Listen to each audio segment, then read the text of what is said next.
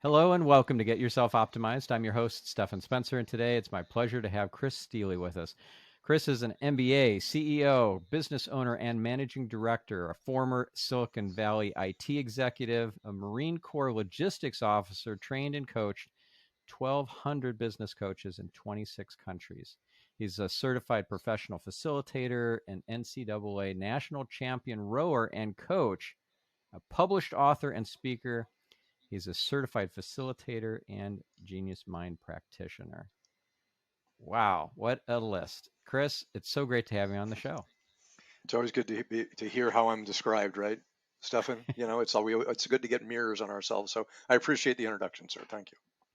Thank you. So let's, first of all, if you could share your origin story of how you got into this world of coaching, speaking, writing, why this particular niche on human performance, and you probably didn't start out that way, I'm guessing, when you decided what you were going to be when you grew up. So I was raised as a child in northern Indiana, so Midwestern, corn-fed, cornbread, right? Nobody locked their doors. So the first 13 years of my life, I was taught to trust, right, and to Yeah, but not believe in corn people. finished. Not corn finished. That's correct. So, so the For those of distinction you who know is. what that means, it's no. Well, it's funny because I talk about Indiana. It's a great place to be from, I think, as I grow Yeah. up as an adult, right? For various reasons, climate, etc. But then at the tender age of a, pubescent adolescent, teenager, moved down to my parents' roots down in Central Florida, and the pendulum swung the other way.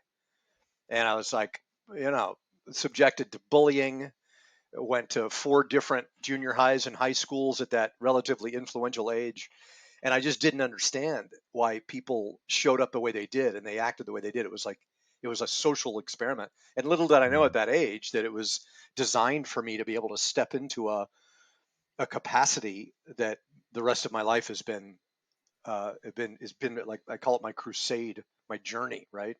And athletics, I excelled athletically, and that helped develop my character. I chose to go to a military boarding school when I was 16 years old because I just didn't appreciate the education I was getting in a public school, and it made all the difference for me.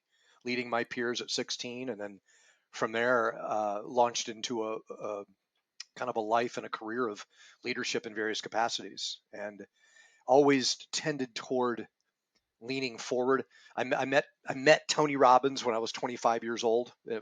Bought his personal power program on cassette tape, right, and kind of gave me a perspective on taking life on and being courageous. So I joined the Marine Corps, became a Marine Corps logistics officer when we went to war because it was my patriotic duty to serve. And it's just been that level of actualization ever since, right? Taking that competence with confidence, courage, commitment, and everything that is the Marine Corps and everything I had been up until that point in my life. And then just private sector, corporate work, and feeling compelled to be an author and really helping to make a difference in people's lives.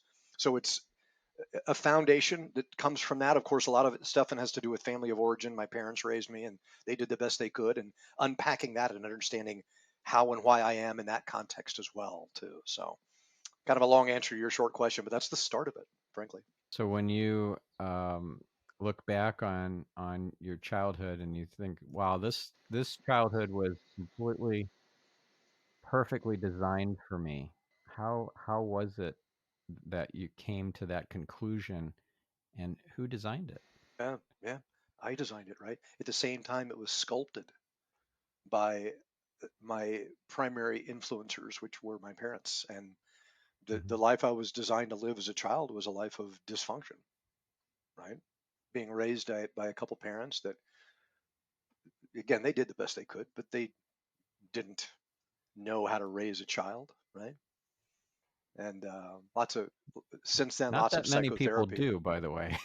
Well, that's the thing. I think one of the things we need in life these days, Stefan, is we need a certification program to certify people to be parents, right?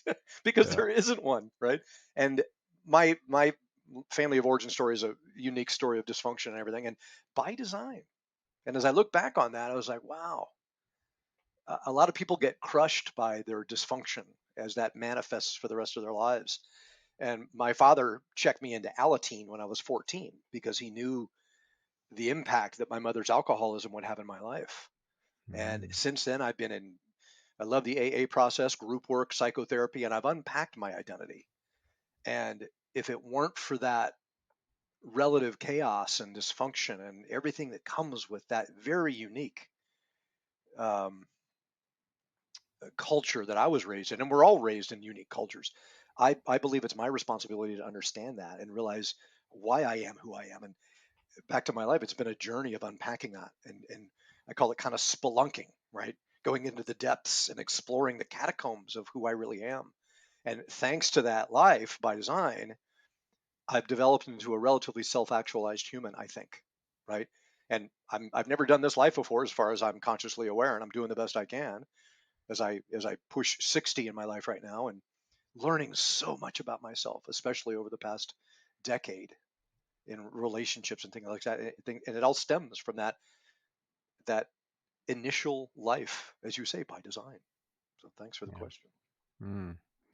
So you mentioned self-actualization. Of course, I'm thinking about Maslow's hierarchy of needs, and that's the top of the pyramid. Is there something even higher than the self-actualization on the pyramid, do you think?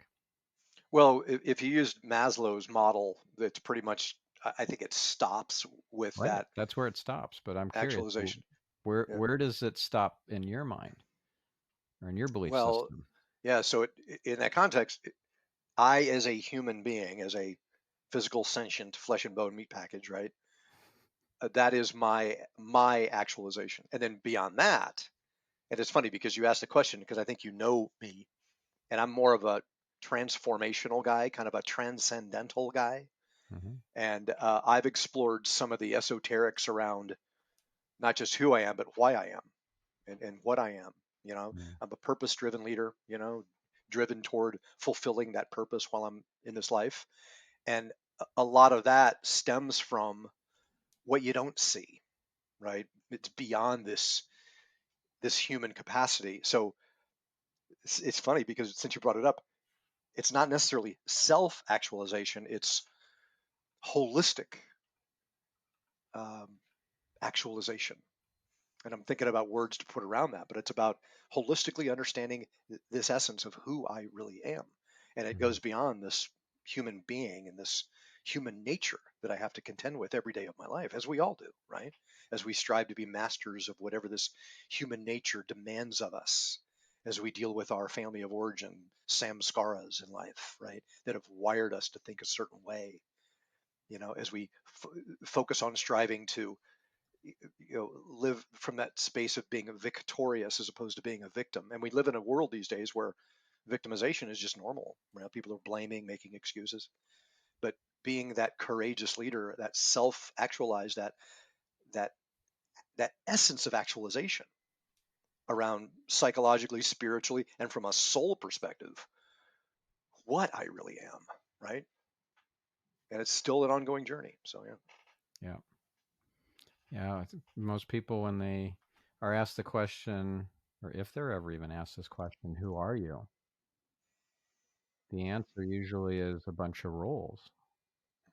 I'm a husband, I'm a father, I'm a CEO or founder or entrepreneur, I'm a consultant, I'm a public speaker, blah, blah, blah, blah, blah. A whole bunch of roles. That doesn't define you. Even your personality doesn't define you. I'm easygoing, I'm um, friendly and thoughtful and introspective and interested and whatever. Like, that's not who you are. That's, those are behaviors and personality traits that you exhibit. Like, who are you at your core? Like, how would you answer that question? Who are you? In essence, I'm not of this place. I'm in this place, but I'm not of it, right? Yeah. Um, I am here to learn what I'm meant to learn from this life Hmm. and influence others in the process based on how I understand myself to be. That's that actualization of who I am. And this essence, this who I am, which is again, it's an essence, has got a purpose, and that purpose is to develop through education, inspiration, training, empowerment, and equipping business leaders specifically to understand why they're doing what they're doing and lead to their teams with honor, integrity, courage, commitment, and an enlightened perspective. Yeah. Well, a lot of So, that so answer again, that you gave is what you do.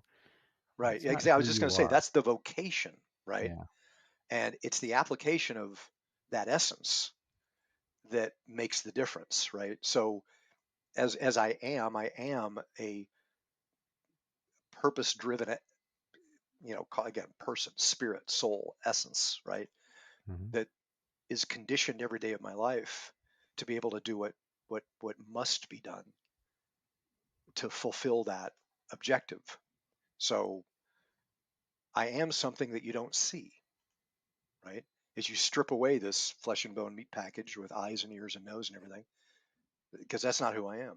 You Right. strip away this personality that I've been given, in order to be able to relate to you and everybody else. That's not who I am. Strip that away. What you have left is what I really am, which frankly is practically indescribable. It's an essence. Yeah. It's an energy. It's a presence. So A good being of question. light. It's kind of hard to answer, frankly. So anyway. Yeah.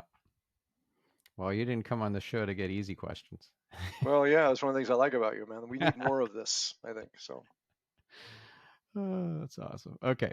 So you have some things on your wall. We actually talked about this a bit before we started the recording.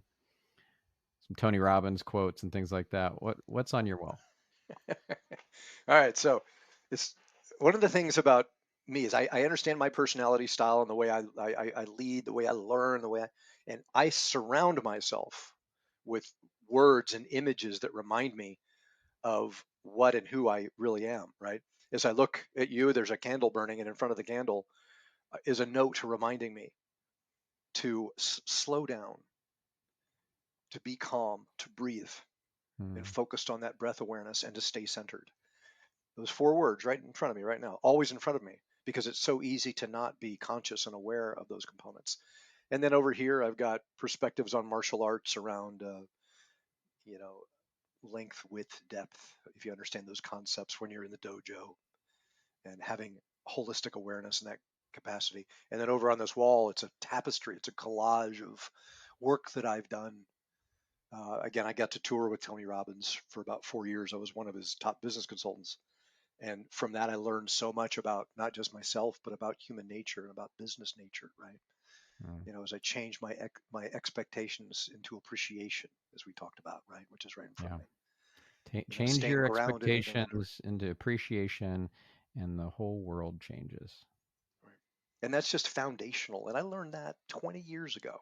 Yeah. And the imperative is the application as we go through life, and I've got mentors and gurus in my life that I love to follow, and just consistently reminding me of things that oftentimes are forgotten because we all go through a kind of, again, like a randori. There's the concept in martial arts of a randori where energy is being thrown at us consistently from so many directions. And it's important as masters to stay grounded and stay centered in the midst of that randori, right? And unless we remind ourselves to do that, the flow of life on a day-to-day basis could wash us away, could take us away. Based on my experience, it has for me in the past. So back to using the metaphor of mastery in martial arts, right? Every black belt goes into the dojo with a beginner's mind, based on the foundational tenets of being centered, calming, and breathing. So anyway, I surround myself with things to remind me. By the way, since you asked, here's one of my favorite ones from the Gospel of Thomas, right? The Lost Gospel. If you Mm. bring forth what is within you, what you bring forth will save you. If you do not bring forth what is within you, what you do not bring forth will destroy you. Mm. Chew on that one It's a for a great while. quote. That's a good one. So you do a lot of martial arts. You have a lot of martial arts references and kind of surrounding you, and it helps shape your life and has in the past. Tell us about how that came about. What sort of martial arts? What what were some of the biggest takeaways, and how did it change you? It's funny. I love the question because the questions you ask, Stephan, whether you know it or not, are I'm taking it to a deep existential spiritual level. And I Right. learned martial arts from my mother when Mm. she studied kung fu when I was about 10 years old. And I'll never forget that. I saw the book on her. I was like, Kung Fu, Mom, what are you doing studying Kung Fu? And then she referenced, David Carradine and all that stuff. Remember the TV show Kung Fu? Yeah. And so I was I remember exposed to the watching that when I was a spiritual. kid. Well, not Remember that that? often, Snatch the but pebble from my hand. Remember that whole thing? yeah. So understanding the esoterics of martial arts at a young age. And it wasn't about self-defense or fighting, right? Which I think, unfortunately, we have a lot of that. There's an implication of winning over other people. Hmm. It's the spiritual aspects of martial arts that have made a big difference in my life since a young age. Yeah. In the Marine Corps, as you can imagine, we're warriors and we're taught to fight hand to hand.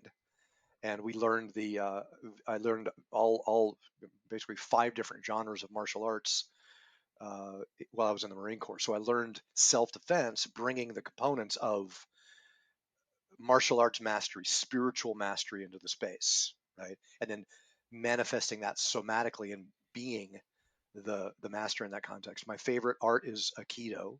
Hmm. I've studied Aikido because it's all about energy management and using the energy of your opponent in your favor, your both of yours favor, right? To be able to not necessarily overcome them, but create a dance that works, right?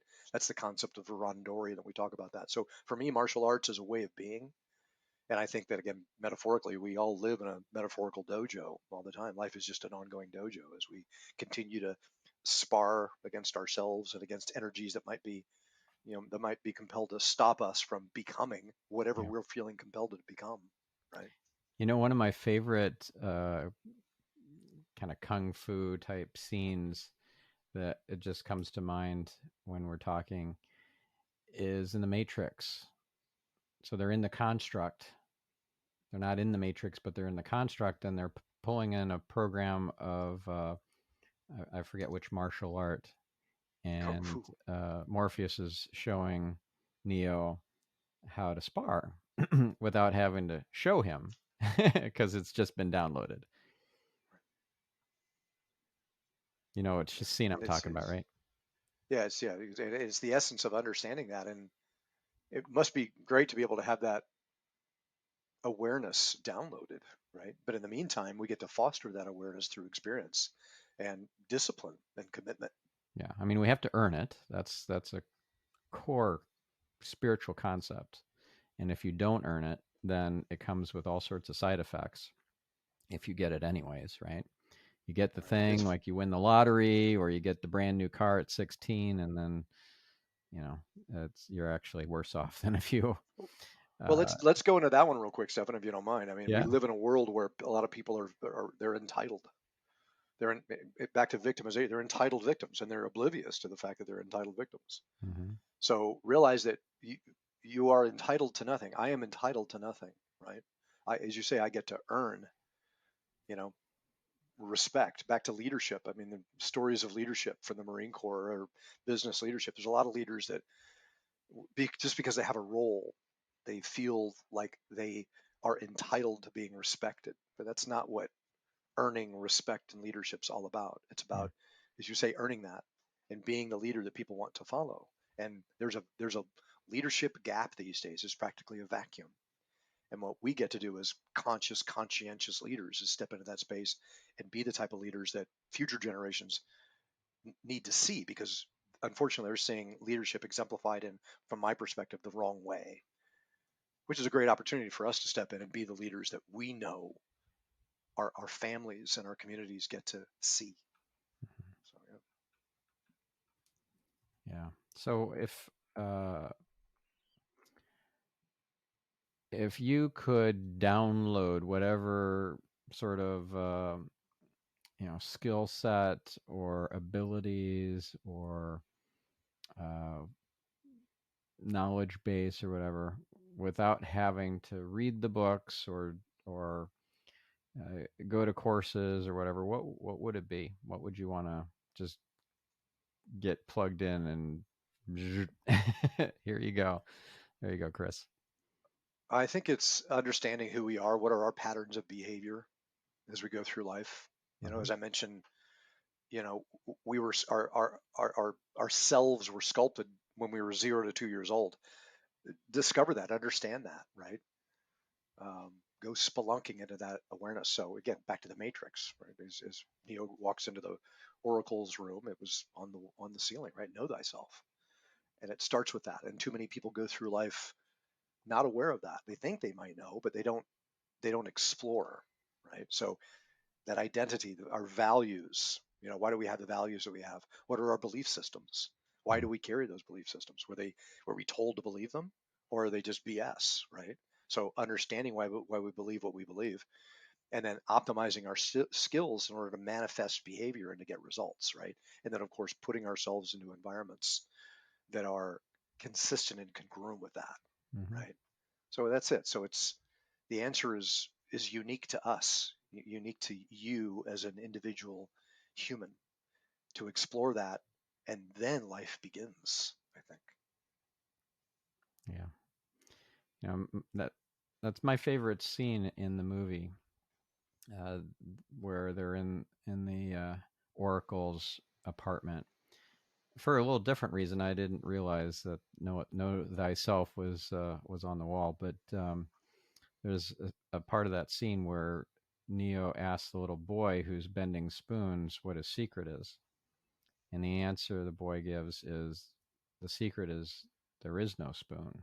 And that takes us to kind of an essence back to that you asked about who I really am. It's that essence of spirit that I bring into my sphere of influence Mm-hmm. as I change the world, right? And you think about the world, wow, that's a big place. Actually, the world is the sphere that we can influence. So, what did Gandhi say, right? Be the change you want to see in the world. Oh my God, that's so daunting.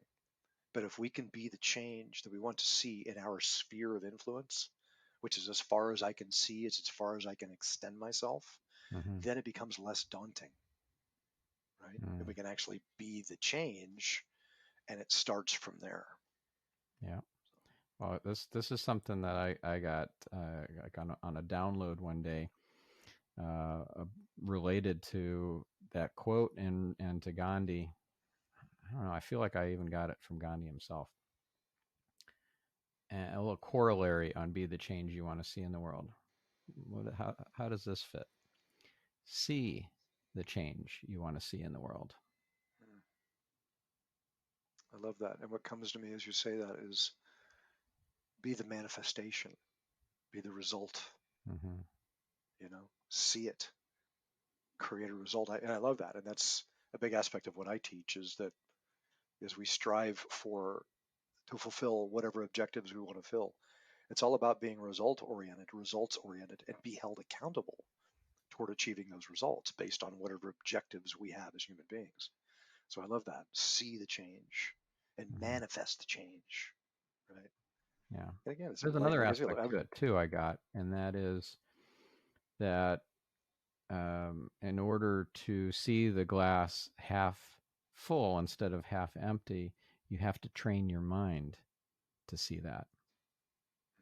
In fact, I think it's something that Tony Robbins said is like you have to see things not just the way they are, but the way that um, they could be. See them better than they are, as well yeah, as see it actually, as it's it is. it's he teaches in one of his initial programs that see things as they are. I mean, the three components of success is see things as they are, Yeah. not necessarily worse than they are, you know, but truly as they are. The number one is to see things as they can be, right? And develop plans and components that work to be able to get results. And then the third component is to make them as you see them, which is about effective execution and Mm-hmm. deployment of those plans, right? So that's been foundational in my life. So yeah. See the change you want to see in the world. Also, it reflects the kind of influence we can have on global uh, circumstances, not just local. It reflects the ability of our minds to see things better as they are, to then start the manifestation process. right? The positive expectancy, the law of attraction sort of thing. And it's also, I think there's an aspect of, amen. So it is. Because we see beyond the illusion. Because I learned this in Kabbalah, that everything is a miracle, that we see things, we define things that are seemingly impossible happening, becoming possible as miracles. But in reality, what a miracle is in Kabbalah is the removal of the illusionary veils that prevent us from seeing that there's a blessing of in absolutely everything that's happening. It's all for the greater good. Blessings abound. Everything is a blessing. It's just whether the blessing has been revealed or not yet. Love it. Nailed it. If you want lots more of the, abundance that you pray for blessings revealed, or revealed blessings versus just blessings, because the the the broken bone or whatever that happens is actually for your highest and best good. You just have to zoom out far enough to see it. Having I call it holistic objectivity. Yeah. Not being that victim. I mean, we're all victimized every day, right? Things happen to us, and it's our choice to transcend that capacity of victimization and be a victor. I mean, it's again so cliche, right? Life doesn't happen to us; it happens for us. Well, how is that happening for me? Mm-hmm. And if you can realize that in the moment, then again, we're getting closer to mastery. Yeah. Every day. And that actually gets close to what I would like to ask when I had asked you, what would you like to download? For me, it would be that wisdom of the bigger picture. Well, and let's reflect on that. So wisdom, right? You're right. I would love to influence people with wisdom. And my experience, Stephan, is that wisdom is something that gets to be matured into, right? It's something that can't be contrived. It's like an apple growing on a tree, right? You want to eat the apple, right? But if you pick it before it's ripe, it's not an effective experience, right? Mm-hmm. So wisdom is something that I feel is obtained through a life of what I described earlier, actualization, understanding why we're here, with a focus on purpose and meaning. Mm-hmm. We all want to feel like we're making a difference and that we're contributing toward building something great. And purpose and meaning are two different yet crucial aspects that make us who we are as we become human beings. And the key word is becoming, right? As the world we live in these days is so full of division and uncertainty. It's our role as leaders in whatever capacity that is, whatever role as a leader you are, or be a leader in business, leader in family. We're all leading something. It's all about engaging people with a culture, an environment, even a psychological culture, a mindset of purpose.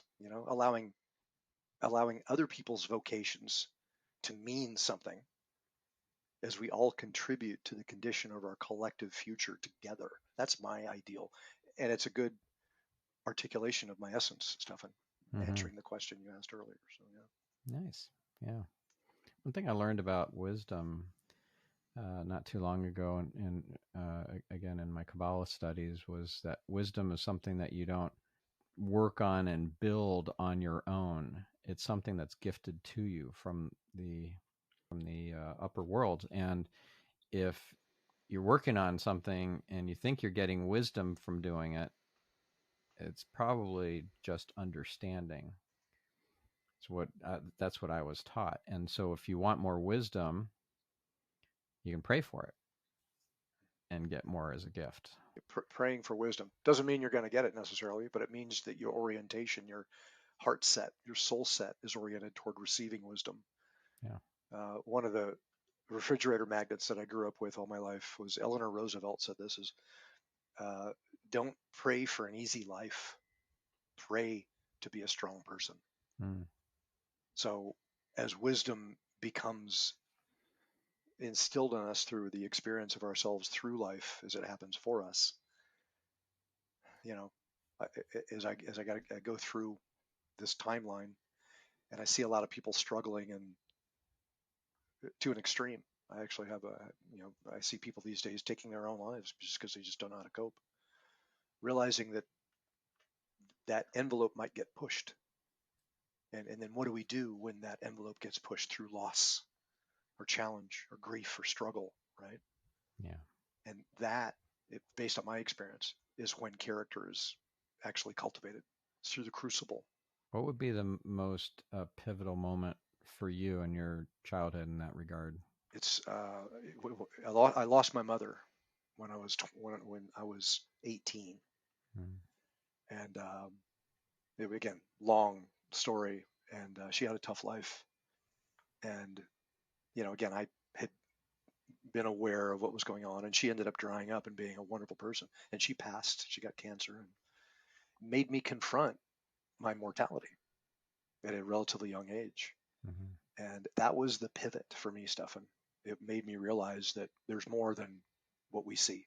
And I heard about it, right? I studied religion and all the Christianity and all this stuff. But then I actually realized it existentially in my heart for the first time then. And then I embarked out on my own, went to college and became an independent leader. But it Mm-hmm. all stemmed from that pivotal moment of realizing that my best friend, the person that I confided in, is no longer around. Well, where is she? Well, she's somewhere, or that essence is somewhere. So that was probably the biggest influence, I think. Did you get any further clarity on where that essence is? It's funny. It's the clarity that I've learned in my life around the truth of where that essence is stems from that, that spelunking, right? That exploration of who I really am, and stripping away the flesh and bone meat package and the personality, and what's left. What is that? And that comes and goes from a place, right? And again, here I am, a person trying to wrap my mind around it with the limitations that I have, these psychological limitations that I do my best to understand. And what we get to do is transcend those limitations of thought Mm-hmm. and learn through transformationally and practically transcendental experiences the answer to that question. And the answer is unique to me. It's my belief. Back to we talk about belief systems, right? I've got a belief system that's really strong in that context. And I believe something based on my experience of myself. And it's been galvanized and proven through lots of experiences of challenge, struggle, strife, joy, elation, love, Mm-hmm. loss. So I believe that I came from and I'm going back to something, whether it be etherical. If you want to explain it scientifically, it's like the Akashic field, right? You consider, what is the Akashic field? Well, I don't know. Well, study it, and understand it. And I've fortunately in my life been able to experience the Akashic field through a psychedelic induction. Mm-hmm. And that's one of the things I enjoy about medicinal, sacred psychedelic work, is it allows me to experience something I would never otherwise be able to experience. Mm-hmm. And I've experienced that. It's impossible to describe in words, but I've been able to transcend. And they say die before you die, right? In Ego essence, death, coming to right? terms, that it's coming to terms with my mortality, and frankly, being even more grateful for this life, this limited lifetime that I'm going to live. I mean, nobody gets out of this life alive.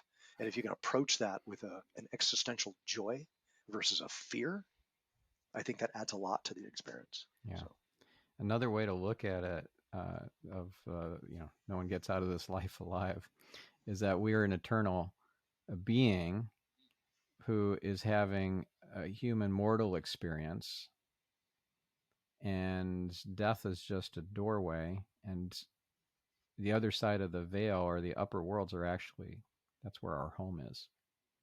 right. And it's funny, as I process that, and I process it the way the world hears it, it's the unknown, right? And the unknown it's like a fog bank. You walk into a fog bank, it's intimidating. What's in there? I don't know. And if we can stop being afraid of that, Yeah.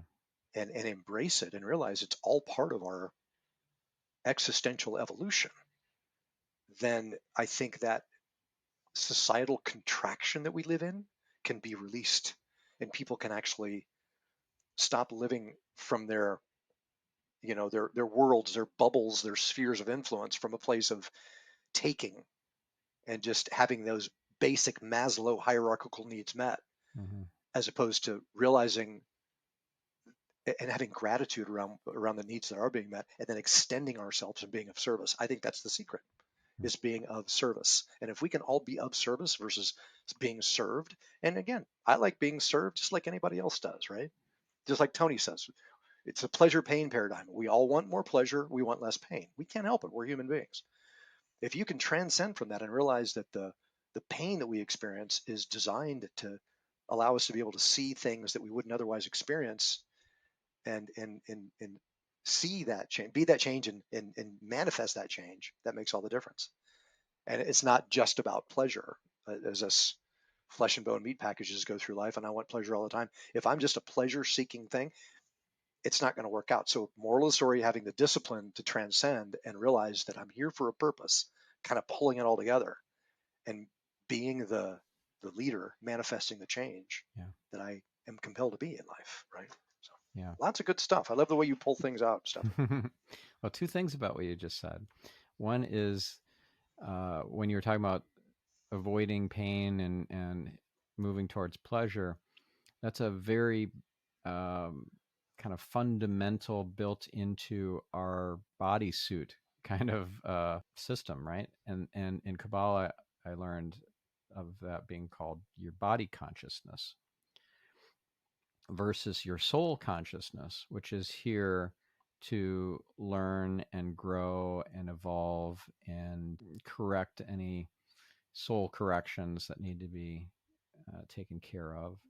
So it's like you're essentially your soul consciousness wants to be in service mode versus self-service mode, but your body consciousness it keeps moving your body to the pantry every hour or so looking for a snack, not because you're hungry, but because I gotta feed that pleasure drive that just seems to be hijacking me. Right. It's like the reptilian mind, right? Yeah. We all have it, and it's compelling us to get those needs met, right?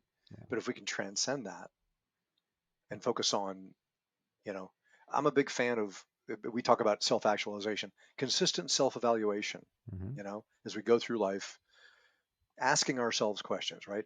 What are my perceptions? Why do I perceive what I do? It's a good question, right? Journal on it, right? Given my perceptions, what do I want? Oh, okay, well, based on this, well, I want this and this. And again, it's unique to each of us, right? And then the third question is, what will I do to get what I want? Okay, well, that's interesting. And then as you answer these questions for yourself, the essence becomes exposed. And then will that be effective? Basically, what I want to do to get what I want. Will that be effective to get me what I want? Will it be effective? Good question. And then also, what else could I do? And then what will I do ultimately? Those are 6 questions for self-evaluation. Well, another one I would maybe add as a bonus is this the most benevolent way for me to get this outcome? Right? Is this the most benevolent approach, or is there something better? Good question. And that's a question we all get to ask for ourselves. Yeah. I could sit here and tell people all day long what I think, but it's not about what I think. It's about what you think. Yeah. And getting in touch with that inner knowing is a lot of what this whole Earth School life experience is about. Because as Tony says, all you need is within you now. There you go. You don't have to study all the books. You don't have to go to all the courses and seminars. You just have to go inward. And I learned this from one of my recent guests was Sam the Illusionist, and he's a psychic and channels beings. So one of his videos that I saw was on how you can go inward to get into the present moment. So this was a channeling session. This wasn't him talking about it. This was him receiving information that what we are experiencing right now, when we think we're in the present moment, like I'm so present right now, I'm on the interview and I'm listening to what the other person is saying, and I'm being thoughtful and thought provoking in my responses. Well, you're still basing the present moment on a fallacy that the five senses are bringing you into the present moment. But in reality, when you rely on the five senses, that is in the past. It already happened. What you think is happening right now, you hear a dog barking in the background or whatever, it's an echo. It happened in the past. It's not now. And so if you want to get into the present moment, actual present, you have to shut out those five senses and go inward. And when you go inward and not pay attention to the five senses, that's where you can find the present moment. When Dr. Joe Dispenza talks about doing these meditations where you get into the unified field of being nobody, no thing, in no time, and in no place, that's also where the present moment is. And I think too, also is we're tapping into the realm that I explore. It's one of the things I feel like again I'm here to do, is whether it be Dispenza awareness and etherical awareness, but also unconscious awareness too. We all have conscious minds, unconscious minds, and what's the cliche? We only use 10% of our brains. Well, it's not exact science, but the other 90% is the unconscious mind, and that's where genius lies, and that's where our true possibilities are. Mm-hmm. So everybody has genius in them. We all have Einstein in us, right? And genius talent is the ability to understand and articulate higher levels of understanding beyond our consensus reality. Fostering and raising awareness and capability of leaders, whether it in whatever genre, again, business, community, family, or whatever, and accelerating those results by tapping into the possibilities of what we don't know that we don't know, right? That's where the possibilities lie. Yeah. Yeah. So that zone of genius from a kind of three-dimensional standpoint is I'm going to, work and study and whatever, but when you don't know what you don't know and you realize, kind of surrender to your higher power, that that's not the way for me to gain enlightenment. And so then you surrender and you connect to that unified field and to all that is, and you get those wisdom downloads, and you get all the magic happening and the synchronicities and everything. I'm curious to hear, do you have any uh, amazing, without a doubt, signs of the other side? But, I know you had that very powerful Akashic field experience when you were taking plant medicine, but have you had like uh, synchronicities or coincidences that couldn't have possibly been by chance and just kind of blew your mind? Yeah, I mean, I always like to ideally operate from a place where that is just consistent. Yeah. I've had times where the coincidences, the synchronicities, they flood. It's like fluid. Mm-hmm. They're flowing, right? And of course, just immediately I extend gratitude for the reality that I've come to realize, right? And I think the imperative of getting into that space is being in that space of slowing down, being calm, focusing on breath, grounding ourselves, being centered. And my angle on that stuff, and that's how I get to that point, is tapping into the existential ideal of who I am, Mm-hmm. and then I experience what the true meaning of life is. One thing that you said earlier about like that fog, the fear of the unknown, it freaks a lot of people out. Freaked me out. I had so much fear of death. while I was agnostic for the majority of my adulthood. And by the way, fear, I love this acronym, stands for false evidence appearing real.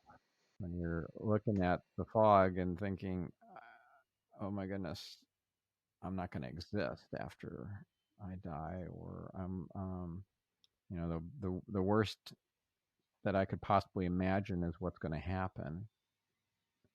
That's another thing I learned about fear recently, reading the book, The Game of Life and How to Play It by Frances Scovel Shin. She defined fear as inverse faith. I heard once, just to back you up, that worrying is praying for what we don't want. Mm-hmm. Right. So along those same lines. Yeah. Right. Yeah. So And if it's so cliche, right?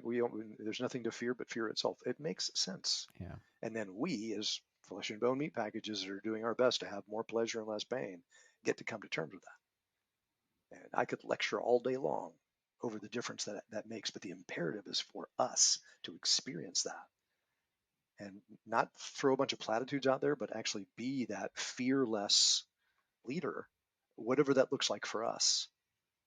Right? And don't dilute your soul trying to be like somebody else. Just be that, confronting those fears, and that's then and only then can we actually overcome them. Yeah. Frankly. So when you work with executives or teams, because you do a lot of coaching and training and workshops and things like that for your clients, what have you found to be the most effective modality for not conquering, but kind of dancing with the fear and uh, making it just kind of putting it in its place, making it small. Tony Robbins would do these exercises where you like make and picture the thing in your mind that you don't want, and now make it smaller, make it even smaller, make it really tiny, push it far away, make it darker, make it gray, not colored, and so forth. And it works. These processes really work. So I'm curious, what's the most effective process that you've come up with or that you've tried with your clients? And I'm thinking of things like the visualizations. I'm thinking of like Yeah, the high ropes courses. That's ropes You're right. course. I love Yeah, a good. yeah, And it's funny you talk about fear. One of the things Tony does is on day one you're walking on fire, literally, yeah.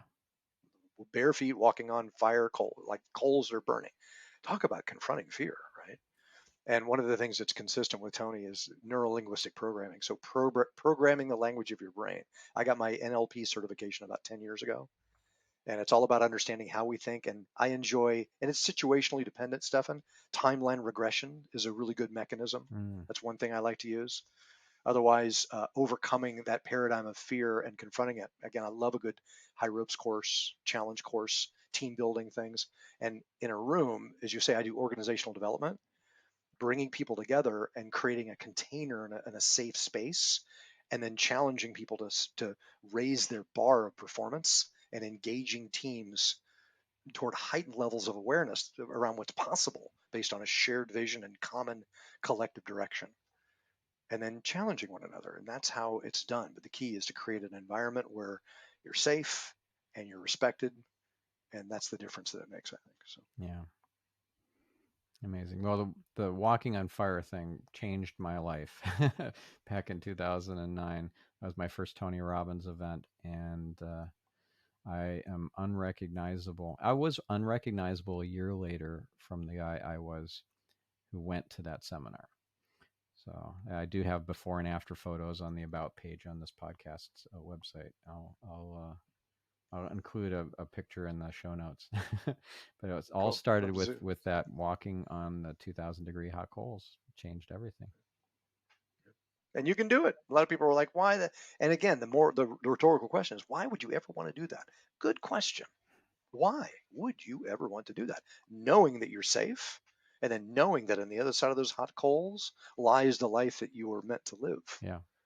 And You all the know, fear, all the so false evidence appearing real that's holding you back. For me, it was holding me back from getting LASIK, holding me back from getting a hair transplant, from changing my diet, from changing my exercise, or starting to exercise and work out and all that. So it all was just on the other side of the 10 feet of hot coals that I walked over, and I didn't get any burns. I didn't even get a blister. Yeah, Wow. love it. How empowering is that? Yeah, truly. Yeah, amazing. All right. So if our listener or viewer wants to work with you, bring you on to do a keynote speech, do trainings or workshops, how do they get in touch? So my work with teams is to focus on aligning business teams across different points of view, allowing them to see what one another is seeing, and then fostering heightened levels of trust and collaboration and commitment and accountability. That's what we do. Um, I'm on LinkedIn. LinkedIn's my good platform, so just find me, Chris Steely. I think I'm one of the only Chris Steely's who've got a bunch of followers on LinkedIn. Otherwise, gpsbusinessgroup.com is my website too. So Mm-hmm. And you also have chrissteely.com. yeah, chrissteely.com. By the way, I think everybody should have their name as a URL if you Absolutely. can, right? I got chrissteely.com about 20 years ago, and it's a platform that kind of describes who I am as a human. So yeah, Awesome. Chris, this was such a pleasure. Thank you for joining us. it's great to know you, Stephan. I've known you for a while, and I continue to be impressed over the caliber of human that you are, sir. Thank you. Oh, well, likewise. Thank you so much. And thank you, listener. Make it a great week. Reveal some light in the world. Make a difference, and we'll catch you in the next episode.